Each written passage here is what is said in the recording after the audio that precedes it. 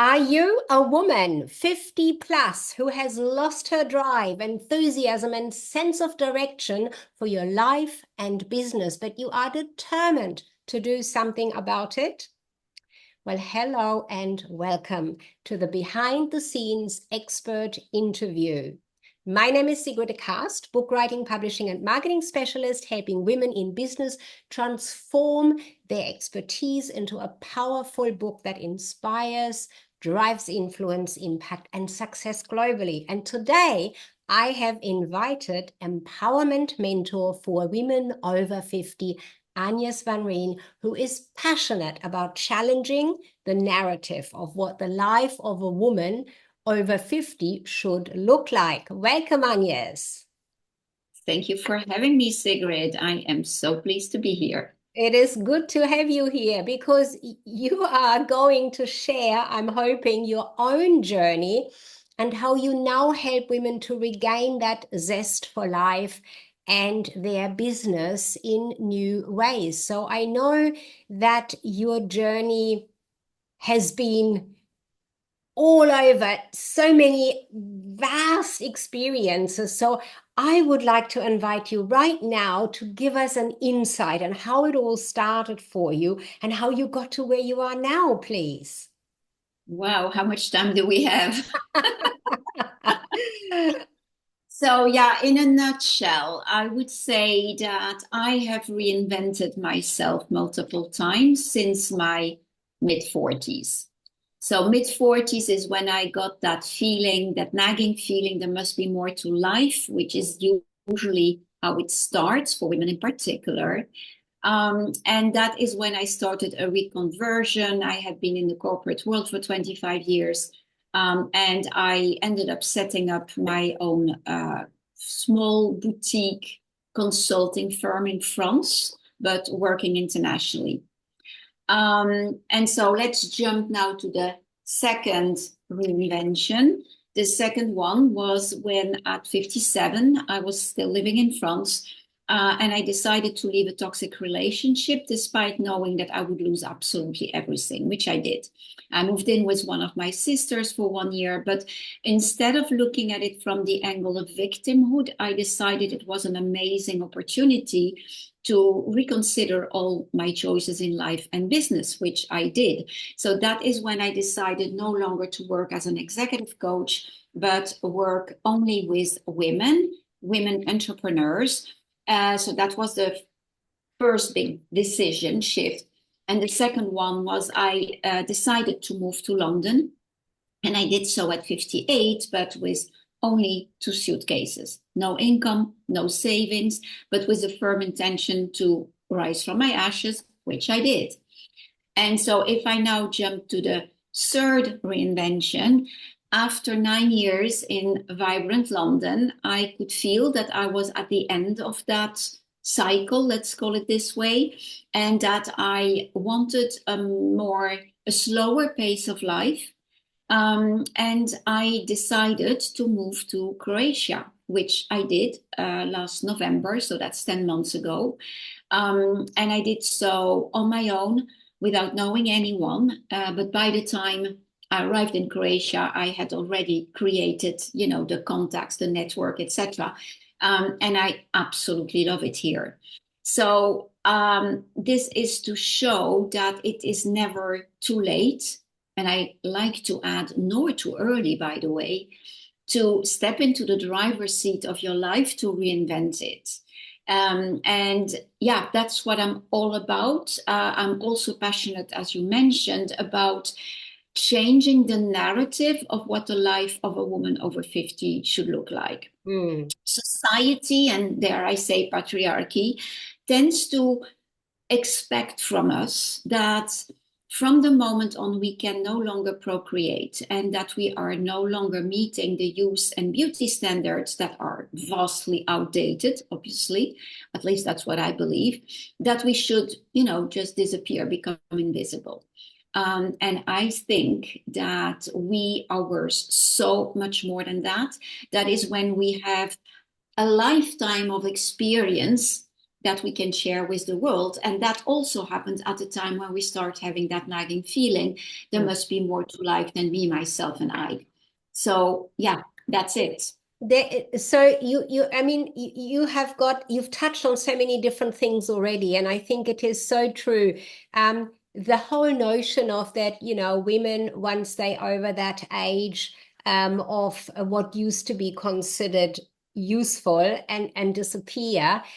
Do you think for the younger generation that has changed that way, that feeling? Do they think differently today? And does it have an impact on our generation, on that 50 plus generation, that the younger ones are thinking differently?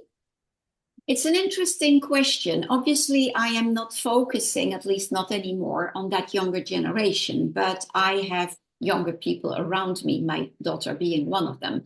And she is 32 now. I do believe that they have a different view of life, that they are expecting different things. But that in and of itself, it's a whole debate. It's a whole different story. But how that impact us as women over 50? Well, as I said, I have not been concentrating on that. So I have not specifically paid attention to it. What I do notice, though, is that A, we are living longer. Women tend to live longer than men. And the fact that we're living longer, what are we supposed to do? To wait for another 30 years, that just for or whatever, to wait for the end to arrive? I don't think that is how it should be. And there is also that role modeling aspect. And what often happens, I'm sidetracking here, but I think it's important, that quite often women at that second phase of life, that next chapter of their life, a lot of women are not financially savvy. So they may have money, they may have made a lot of money, but quite often it's their partner who has taken care of the financial aspect of life. And they also, well, life happens. There may be a divorce, a separation, there may be death. And then women don't know how to handle the financial aspect of things. And so I do believe that it is absolutely essential for any woman at whatever age to be not only emotionally independent, that is absolutely important. So there's a whole aspect around healing yourself, etc., but also financially independent, so that at whatever age, you always have the power of choice. Women should never be stuck in a situation where they think, I think it's more thinking than anything else, it's a belief, that they don't have a choice because they don't have the money. So financial and emotional freedom, in particular for women, in the next chapter of their life. So, Agnes, do you find that women generally, I mean, by the time they come to you, I would imagine they already have thought about, hey, what I'm experiencing right now is not what I want. I need something else. And they come out there and go for getting that support, that help to look at a different direction in their life. Is In your experience talking to women on that path, even though they've already come to you, do they sometimes tell you what was the trigger for them to really take this step forward to say, I want something different. I'm just not happy the way things are. I need some help. Do they talk about whether there are some bigger triggers? The trigger can be different from one person to the other. Yeah. It can be a separation. It can be, oh, the kids are no longer at home. It can be, I have been made redundant. So there are several type of situations that lead to that intersection, all of a sudden, the cross path where you don't know where you want to go. And so I think that it's more a feeling. That's why I always use the simple expression that everyone uses, having the nagging feeling there must be more to life. So that is when you may seemingly have it all, which was my case originally when I set up my business and started that personal development journey. And that I was waking up feeling unhappy, and I could not put my finger on why that was. Mm. So it's that nagging feeling. It kept coming back. What I do notice, though, is that quite often they want something different, but they have no idea what different would look like. And that is where I help them with that clarity, because that's so the first step is to take stock of where you're at in life, because it's not that nothing is working anymore. So you need to take stock of what is working, what is not working, what is missing. You need to know what your starting point is. And Mm. from there, you can start looking at, okay, what would I want instead? And that's how we start the journey. It's Mm. creating that vision of what more could look like. I like that. And you've really touched on something so important for anyone in that situation of feeling there's got to be more here. It's getting that first off, that clarity, because the more we tell ourselves, I'm not happy, I don't like it, I don't know what to do, the more we are in this don't know mode. Certainly, how I'm feeling, the more you stay in that. You do need to find that clarity. And I think it definitely is best done having it pointed out to you from the outside. So I can really see how powerful there your role is in that moment to go through whatever your process there probably is, to say, this is what you got, what you just said, looking at taking stock. This is what you have, this is what you have done. And then from there emerging that reinvention into a new direction. Do you find that it is mostly women wanting to go and do something completely different, or is it more that they build on something they've already done? Can you tell if there is one or the other more? So to start with, if I could make it two big categories, there are the women. Well, I mean, it's like in life, there's only two roles possible. Either you behave as a victim, or you behave as the director, the designer of your life. And so here it's the same. You will always have the women who are complaining about everything about that situation, but who are not ready to do something about it. So earlier on in my career, I was, of course, dreaming of saving everyone, including the women who weren't ready. Well, if they're not ready, there's nothing I can do. So it's really the woman who, despite the discomfort and the fear of the unknown, because we all have fear of the unknown, are ready to do something about it. And whether that is time, energy, money, whatever, it is about, I don't want this anymore. You know, when we say, when you're at the bottom of the well, there's only two options possible. Either you stay there or you go up. And so it's the women who want out of that well. So that's the first thing that I would want to specify. And I only work with those women. I've given up saving the world. And women were not ready to be saved, let's put it this way. And actually, I cannot save them. They're the only one who can save themselves. So coming back to your question, it's very much depending, because some people just need to add a layer of something that was missing, and some women will need to change everything. But Right. what that implies, and so I obviously I am not specializing in relationships, but we are looking at relationships as well.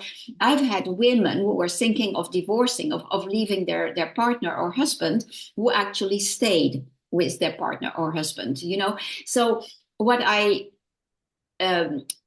want to point at is that the consequence of a situation like that is you cannot just look at one aspect of your life. A reinvention, you need to look at all aspects of your life. And then maybe that means that, oh, okay, I'm very happy with my circle of friends. I may be very happy with my hobbies, with my leisure, etc. But I'm not happy in my relationship, or I'm not happy with what I'm doing. So the situation that will often happen is I have a corporate role, and I don't want this anymore.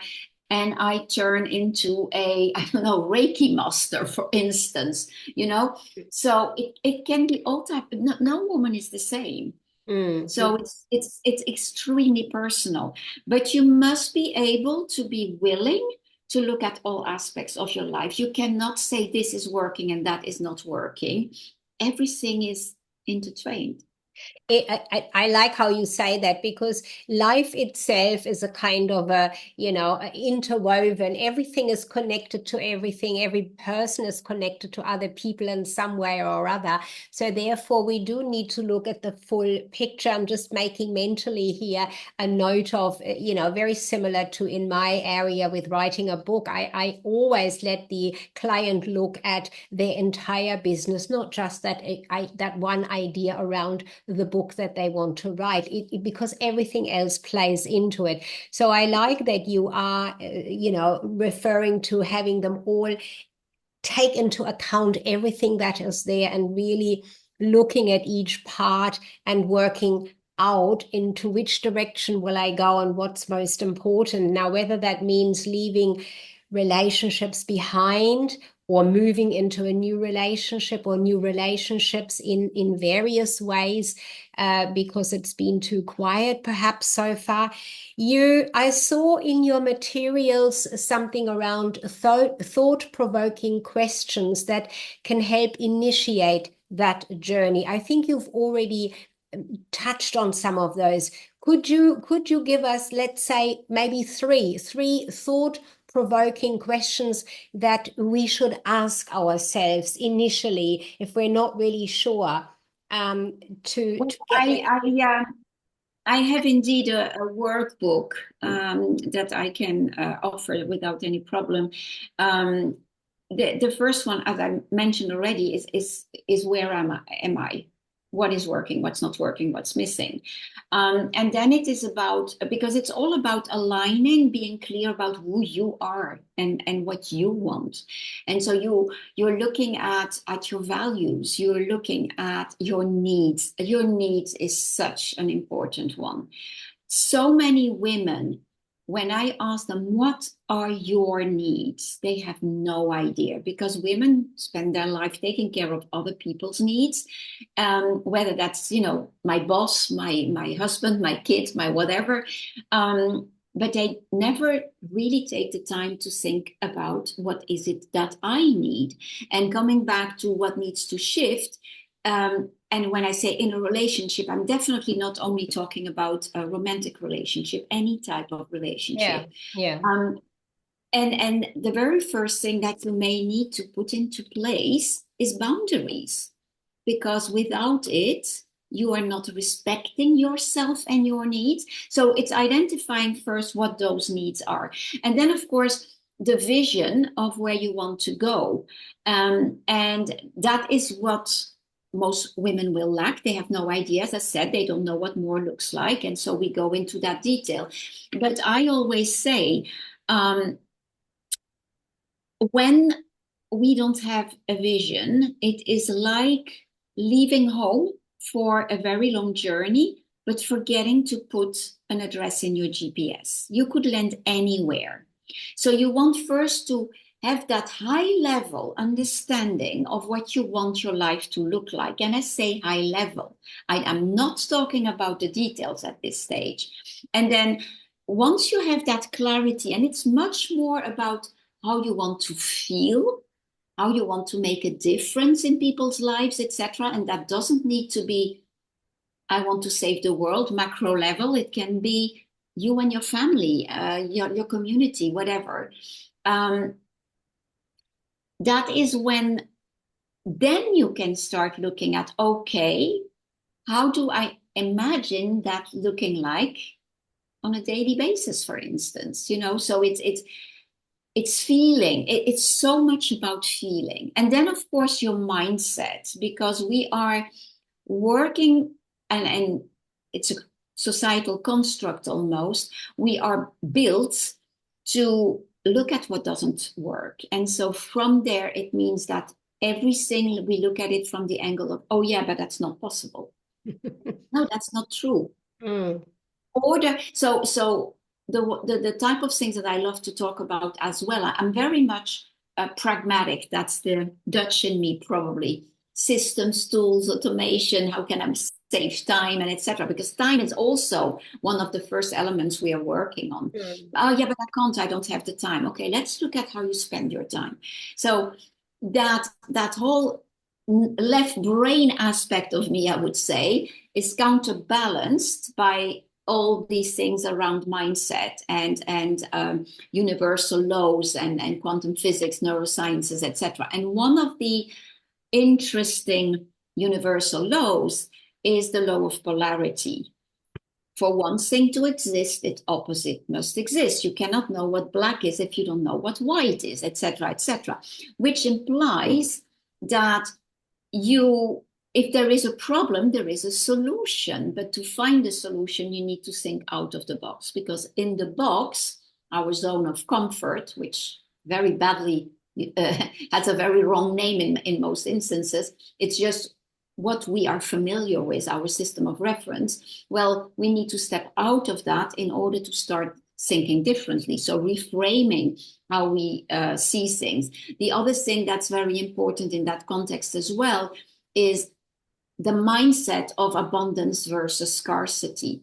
If you spend your time looking at what doesn't work, you will attract more of what doesn't work to you. So you cannot create abundance in the broader sense of the term. I'm not talking about money only. You cannot create abundance if you don't know what feeling abundant is. And back in the days when I arrived in London with my 2 suitcases, I always say, I've been living for many years in just a small bedroom, where I came from a 250 square meter house where I was living alone. And so that's not an easy transition, but I have never, ever felt poor. I was feeling rich, I was feeling abundant and grateful for everything I had. So all of these things, it's a reinvention is a combination of how you feel, of how you think, and practical things, what you do if you prefer. And there is no particular order. For some people, it's first looking at practicalities. For some others, it's first looking at the mindset. I would say the mindset is probably, from the framework that I use, the constant that you cannot say, oh, you start with this and then with that and then it's mindset. No, it's throughout your whole evolution that you keep coming back to the mindset, because you start looking at, oh, yeah, wait a moment, I need to think differently here.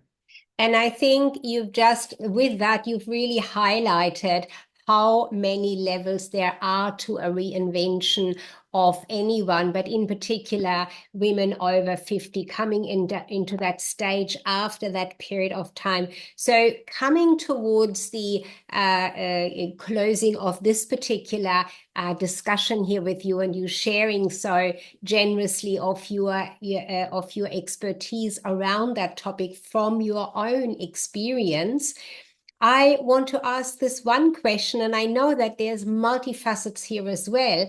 Sometimes women feel or say they feel at that 50 plus level the way they do, and everything will just go away once that menopausal time is gone. Some equate those two straight away. I think that is a very particular area. The reinvention in itself can go ahead no matter whether you have anything around physically happening, because like you just pointed out, you've got to have a vision. If you have a vision, you do overcome a lot of things. Would you agree that however you feel physically, you can still have a vision and reinvent yourself? Totally. I am clearly not focusing with my clients on perimenopause and menopause. That's not my area of expertise. If women are experiencing all that type of symptoms, and there are so many, that can happen at that time. I have been lucky not to suffer too much about it, so I cannot even talk about it to a certain extent. Definitely seek help. There are people out there who specialize in that, but that doesn't mean that that should stop you from, when you have a dream, you can make it happen. Another of my favorite quotes that is mine is, don't let anyone tell you that your dream is impossible. And I think it's Audrey Hepburn, if I remember well, who said it. The word says it all. I'm possible. That's what impossible also means. So no, that shouldn't, it can slow you down, of course. You absolutely need to seek help. And my preference, I'm also one of the areas, although it's not my specialty, that we look at also is health and well-being. It's not my specialty, but I am all about healthy living in all aspects of what that means. I haven't seen a doctor in 8 years, but I'm exercising, I'm eating healthy food, I am eating mostly organic, I am not eating any processed food, I take a cold shower every day, whatever that may imply. Oh, that's so powerful, you should try it. But the result is there. So you need to look at those aspects also. And so coming back to the perimenopause, menopause aspect of things, I personally will always recommend, because I have a huge network, recommend women or specialists in perimenopause and menopause who focus on natural solutions, not anything that is chemical, let's put it this way. So if I'm summarizing what you've shared with us today, is it's getting that initial clarity, what you really want, and taking stock. I think the words taking stock are very powerful. Everybody instantly knows what that means. And from there, then you can have a look what that vision is that you'd like to experience. And there are no boundaries. There's nothing stopping you from saying, this is my vision. It's always going to be step by step by step to get there, no matter what the vision is. And it can all be achieved because the mindset is equally important as every other step, with everything being so interconnected. Wonderful sharing your information, Agnes. We're going to put below the video contact details for you. And if you have something to share around those questions for people to first ask, we can put the link to that in as well when you are ready. Absolutely wonderful. Thank you for your time. And My pleasure. Any parting words for our viewers and listeners? Well, I think the two most important things are, don't let society tell you that it's the end. It is, I think it's the beginning. And by the way, do you know how, I think it's a Japanese culture, if I remember well, call menopause. They call it the second spring. Oh, isn't that? Oh, wow. Isn't that beautiful? And I mean, at every decade, I'm 67 now. Each time I feel, my God, it's getting better and better. Do I like everything I see in the mirror? No. Or do I like how tired I am when, if I went to bed too late or whatever? No, I don't always like that. I'm a normal human being. But it's about embracing what's all the qualities and the strengths and the experience that aging brings with it, and not keeping it for yourself. Share it. Do something with it. Totally agree with you. And funny thing, I hadn't asked you before, we're on the same age level here. I'm in the 67th year, and I feel better than I did at 30 or 35. I've never felt better. I've never felt better. Absolutely. Wonderful. Well, thank you again. Thank you very much. And we will conclude this for today. We'll put some links below the video. It's been absolutely wonderful. And I'm seeing some comments there from a male saying that what we've discussed here is absolutely reflects conversations that he's had with women. So that's wonderful. Thanks for the comments there as well. Thank you, Agnes. And we will conclude this for today and come back perhaps another time because there's so much more to talk about. Thank you. Thank you so much. Have a lovely day.